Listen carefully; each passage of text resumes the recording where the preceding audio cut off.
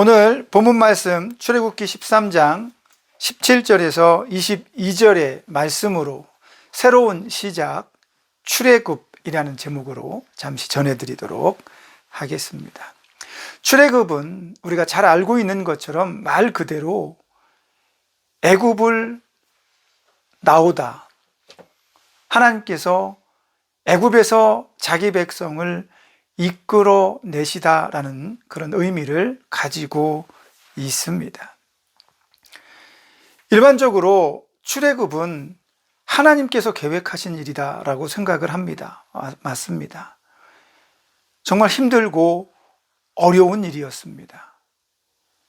들어갈 때도 매우 힘들었지만 나올 때는 정말 많은 어려움이 있었습니다. 수많은 일들이 겹치고 수많은 일들이 서로 연결되면서 그들은 오늘 애굽을 떠나 새로운 하나님께서 주신 땅으로 출발을 하게 됩니다.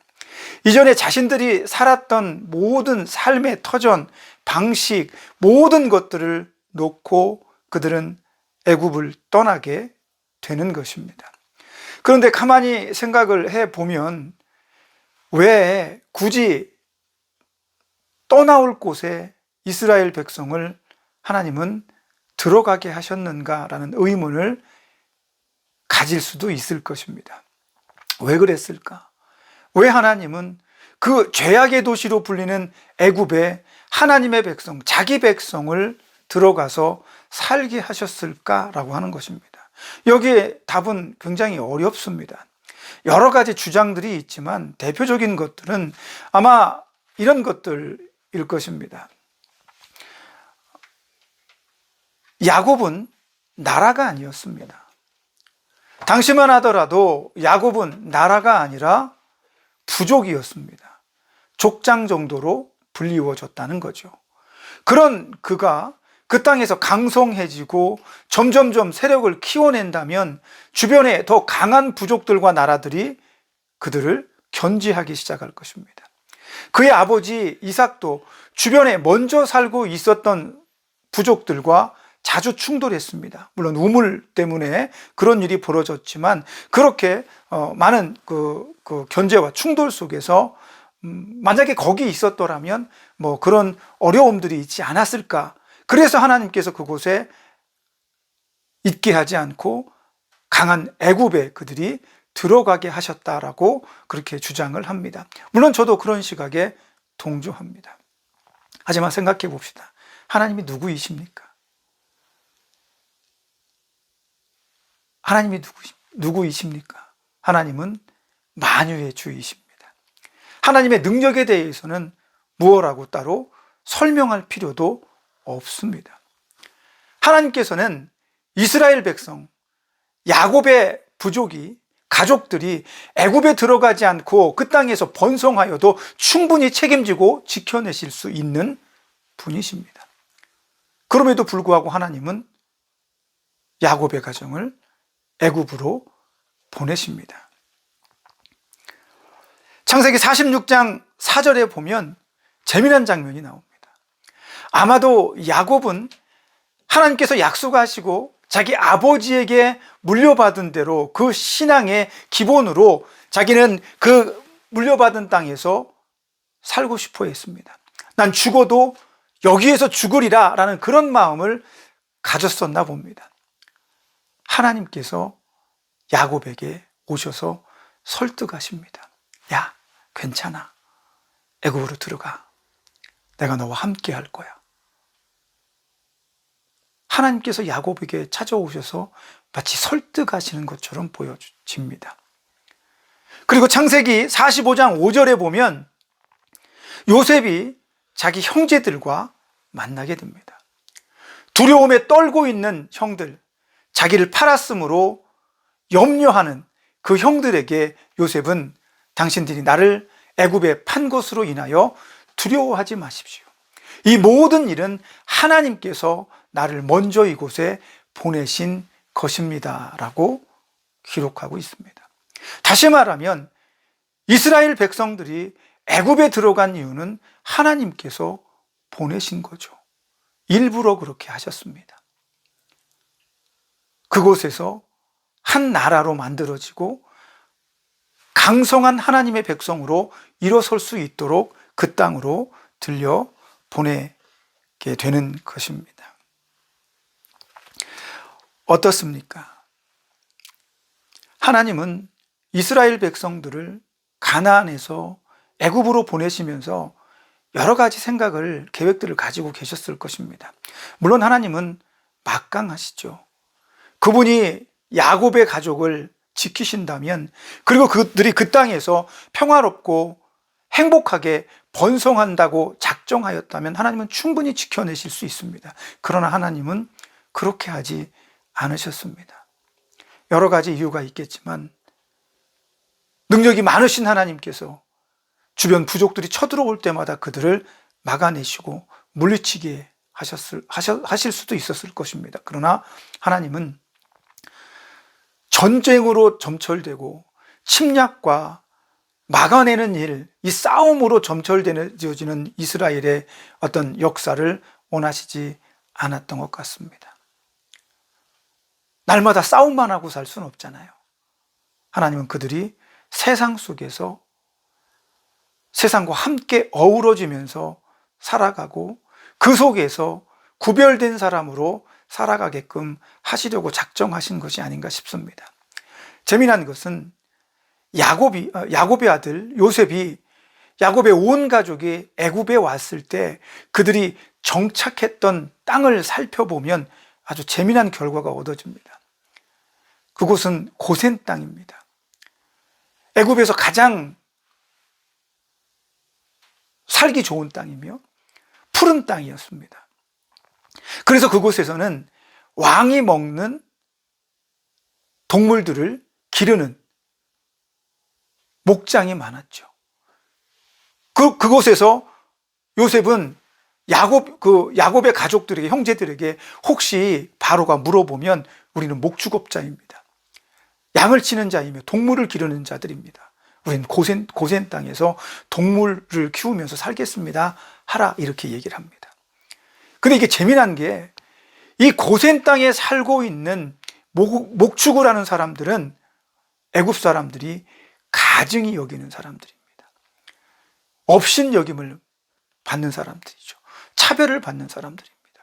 애굽인이지만 애굽인으로 대우를 받지 못하는 것. 그들이 애굽에 살지만 애굽인으로 살지 않아도 되는 바로 그 땅에 야곱의 족속이 정착한다는 겁니다. 다시 말하면 우리가 지금 애굽에 들어와 살지만 우리는 애굽인으로 살아가지 않을 것이다. 우리는 이방인처럼 곧 이곳을 떠날 날을 고대하며 이곳에서 이방인처럼 살 것이다 라고 하는 요셉과 그 하나님의 마음이 거기에 담겨 있는 것이 아닌가 싶은 생각이 들어집니다. 때때로 필요에 의해서 우리는 이곳으로 저곳으로 옮겨가서 새로운 삶을 살 때가 있습니다. 그것이 내가 선택한 것이든지 아니면 어쩔 수 없는 결정이든지, 그런 결정 속에서 우리가 어디에 어떤 모습으로 살든지 우리는 그 땅이 우리의 본향이 아니고 고향이 아니라 우리가 돌아가야 할 바로 천국을 바라보며 살아가야 된다는 사람인 것을 기억할 필요가 있다는 겁니다. 이스라엘 백성은 아마 모범처럼, 우리에게 어떤 예표처럼, 예시처럼 애굽이라는 세상 속에 살지만 그들이 돌아가야 할 본향을 그리워하는 사람들이라는 것을 보여주기 위해 하나님은 그들을 그곳에 집어넣었는지도 모르겠습니다. 그리고 하나님께서는 그들에게 약속의 백성인 것을 기억하게 하십니다. 애굽으로 들어갈 때 이 사람들은 약속을 받은 사람들입니다. 오늘 19절의 말씀에 보면 모세의 손에 요셉의 유골이 들려 있었다라고 말합니다.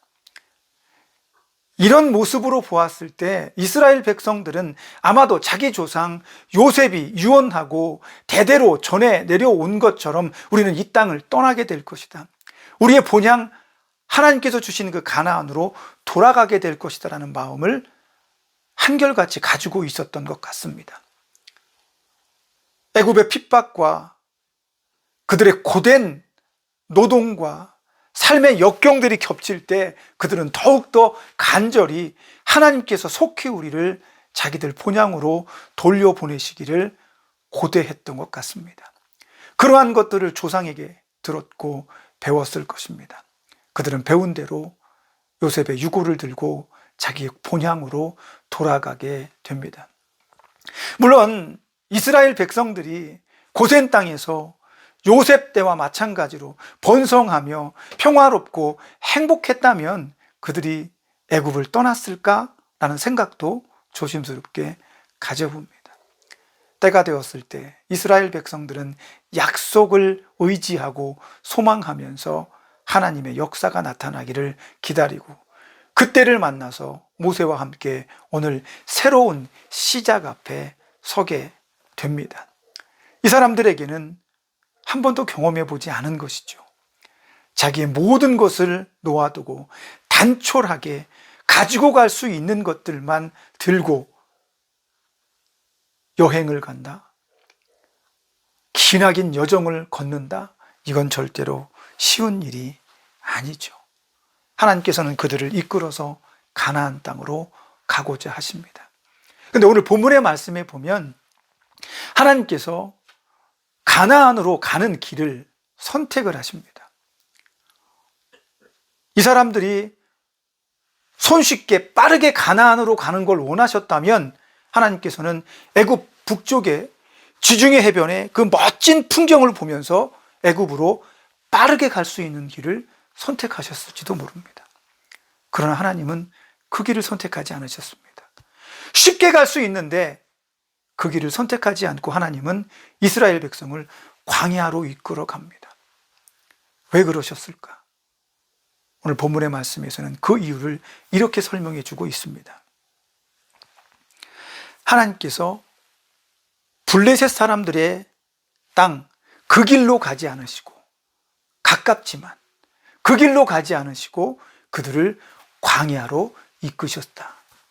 그 이유는 그들이 블레셋 땅을 지나가게 된다면 그 엄청난 규모의 한 나라가 움직이는 것 같은 그 움직임 때문에 블레셋이 그들과 전쟁을 할 수도 있고 그들을 견제할 수 있는 이런 일들이 벌어지는 거죠. 이 전쟁을 통해서 이스라엘 백성들이 아유 뜨거워라, 아유 무서워라, 우리는 아무것도 가진 것도 없고 군사도 없는데 우리는 다시 애굽으로 우리를 지켜주는 애굽으로 돌아가야 되겠다라는 생각을 가질 수 있기 때문에 하나님께서 그들을 가까운 길이 아니라 멀리 돌아가는 광야로 이끌어내셨다라고 오늘 본문은 기록해주고 있습니다. 새로운 시작 앞에서 그들은 돌고 돌아야 하게 되었습니다. 왜 하나님은 이런 결정을 하셨을까? 아까도 서두에 말씀드렸다시피 하나님은 능력이 있으시잖아요. 애굽으로 안 들어가도 되잖아요. 그런데 하나님의 계획과 뜻이 거기 있습니다. 세상 사람들에게 보여주고자 원하셨겠죠. 세상 속에 살지만 너희가 그곳에서 돌이켜 하나님과 동행하는 하나님의 백성으로 살아야 된다라고 말씀하시기 위해서 그렇게 하셨을 수도 있습니다. 그리고 블레셋이 공격하면 지켜주시면 되잖아요. 기적과 이적을 통해서 이스라엘 백성이 가나안으로 들어가고 그곳에서 살아갈 때 많은 이적과 기적들로 그들을 보호하시고 이끌어 주시면 되잖아요. 그들이 애굽을 떠날 때도 그들은 10가지 무서운 재앙을 경험했습니다. 물론 자기들에게 내려진 건 아닙니다. 애굽에게 내리신 거죠. 그들은 이적과 기적을 봅니다. 그리고 앞으로도 그들은 수없이 많은 기적과 이적을 통해서 하나님을 경험하게 될 것입니다. 쉬운 말로 하나님이 다 하실 수도 있습니다. 그러나 하나님은 그런 것을 원하지 않으셨습니다. 이스라엘은 아무것도 하지 않고 하나님이 다 하시는 것을 하나님은 원하시지 않았다라는 것입니다. 적어도 우리에게 하나님은 우리 인간에게 가장 큰 선물인 자유의 의지를 주셨기 때문입니다. 너희들 스스로 결정하고 너희들 스스로 선택하고 너희들 스스로 충성하고 헌신하고 최선을 다하라라는 겁니다. 그것을 하나님께서는 기뻐 보신다는 겁니다. 아담에게 하나님께서 주신 선물 중에 가장 큰 건 하와가 아닙니다. 자유의 의지입니다. 하나님, 난 하나님을 찬양하고 싶어요. 하나님을 경배하고 싶어요. 내 마음속에서 기쁜 마음으로 하나님을 따르고 싶어요. 힘들고 어렵지만 난 끝까지 하나님을 부여잡고 싶어요. 내 모습이 비록 보잘것없지만 이 모습이라도 하나님 받아주시옵소서. 이런 마음. 저는 거지 나사로를 굉장히 특별한 마음으로 바라보고 있습니다. 아무것도 가지지 않았습니다. 나면서부터 거지였는지 어떤 이유에서인지 모르지만 그는 불행한 인생을 살았지만 결국은 아브라함 품에 안겨 있습니다.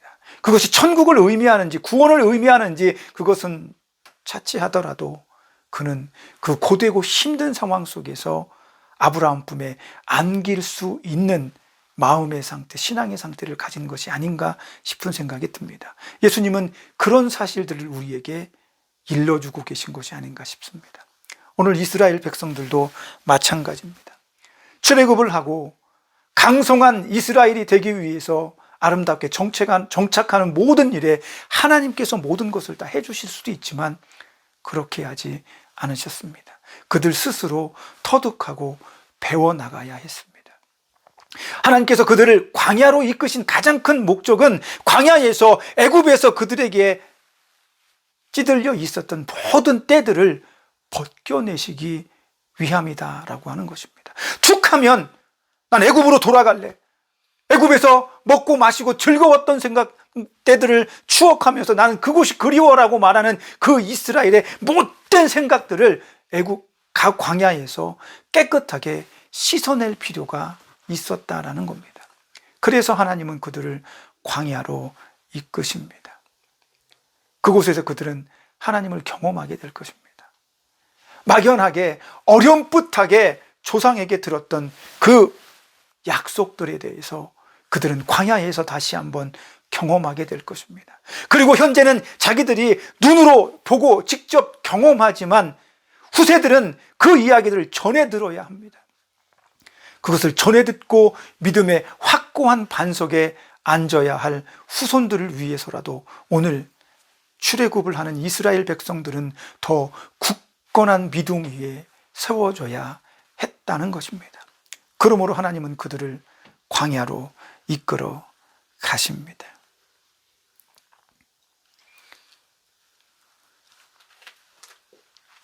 약속은 믿는 것이 중요합니다. 재미난 건 하나님께서 이스라엘 백성들이 전쟁을 통해서 두려워하고 애굽으로 돌아갈 수 있다라는 얘기를 합니다. 이게 무서운 이야기이기도 합니다.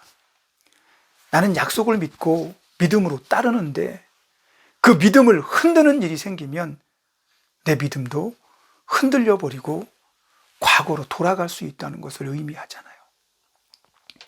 적어도 하나님께서 우리와 함께 한다고 나는 믿는데 어려움 때문에, 고난 때문에, 아픔 때문에 내가 믿음에서 돌이킬 수 있을 수도 있다는 얘기입니다. 그런 돌이키는 일을 막고자 하나님은 그들을 광야로 이끌어 내는 것입니다.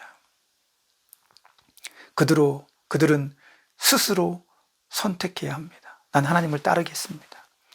난 하나님과 동행하겠습니다. 2022년 한 해는 내가 정말 하나님의 사람으로 살고 싶습니다. 하나님의 뜻대로 나아가길 원합니다. 너무 막연합니다. 하나님의 뜻이 무엇입니까? 하나님의 사람이 무엇입니까? 그러나 그 막연함 속에 단순한 진리가 있다는 사실을 우리는 너무나 잘 알고 있습니다. 내가 믿음으로 기도하고 예수 그리스도를 부여잡으면 내가 맞닥뜨리는 모든 상황 속에서 내가 어떤 선택을 해야 하는지 우리는 명확하게 알게 될 것이기 때문에 그렇습니다. 믿음으로 선택한다는 거, 믿음으로 생각한다는 거, 뭐 큰 일만, 대단한 일만, 뭐 엄청나게 중요한 일만 믿음으로 선택하는 것이 아니라 말 한마디, 행동 하나가 우리는 믿음으로 선택하는 삶이 될 수 있다는 것을 알고 있습니다.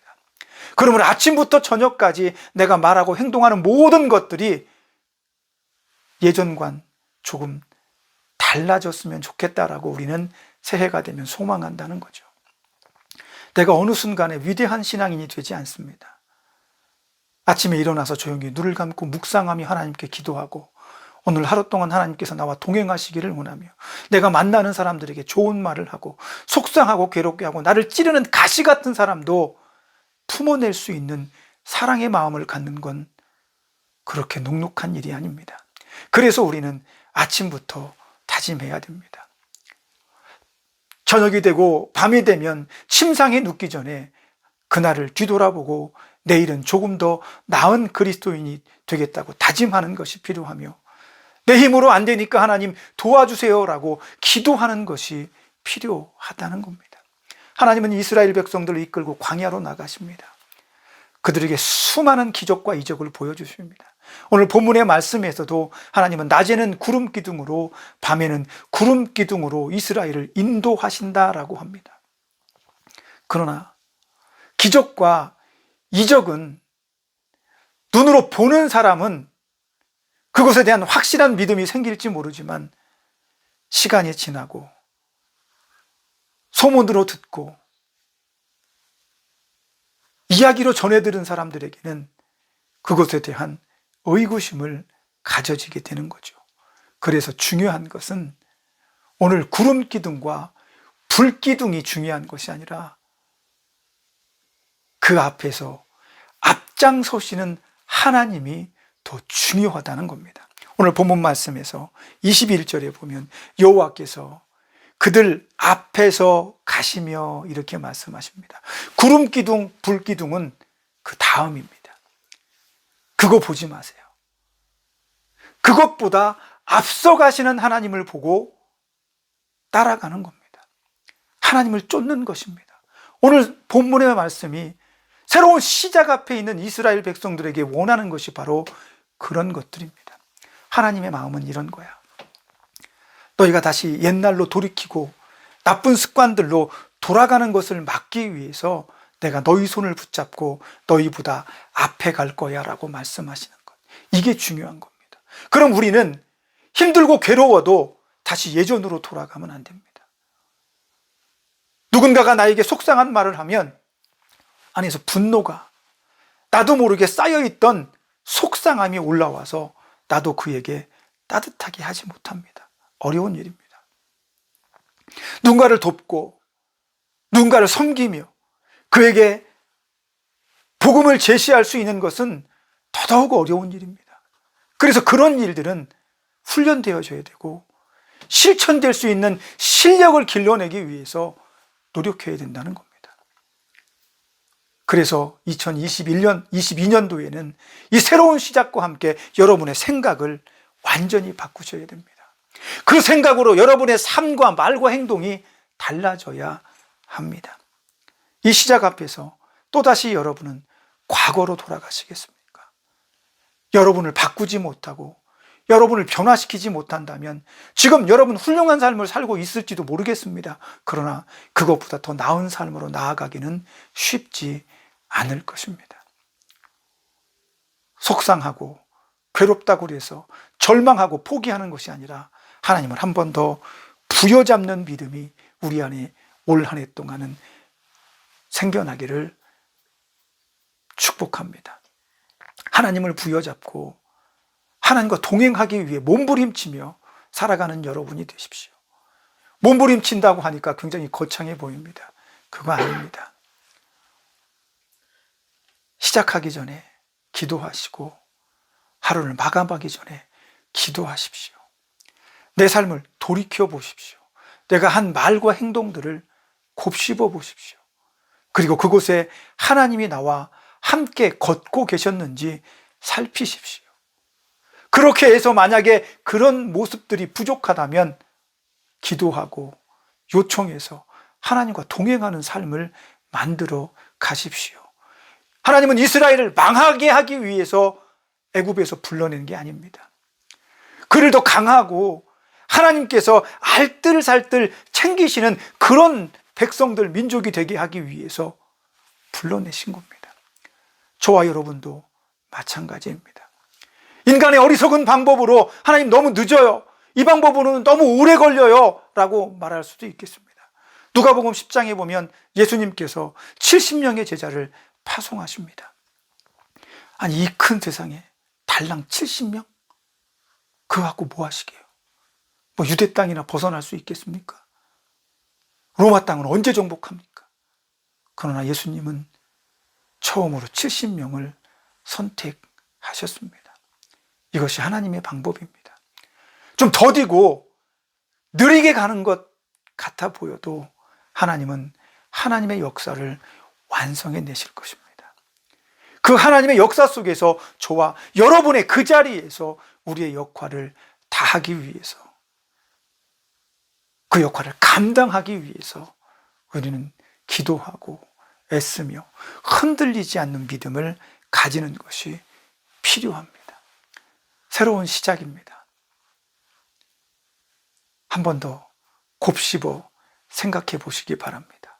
여러분의 인생이 달라질 것인지, 여러분의 삶이 달라질 것인지, 여러분의 믿음과 신앙이 빛을 발휘할 것인지, 이 한 주간도 고민하며 기도하며 하나님과 동행하기 위해 십자가 앞에 무릎을 꿇리는 여러분들이 되시기를 예수 그리스도의 이름으로 축복합니다. 기도하겠습니다. 하나님, 감사합니다. 믿음으로 살아가는 것, 새로운 마음을 가진다는 것, 그 새 마음으로 새롭게 살아간다는 것, 결코 쉽지 않다는 것을 알고 있습니다. 다짐하고 작심했지만 3일밖에 가지 못한다는 그런 속담들도 있습니다. 잘 알고 있습니다.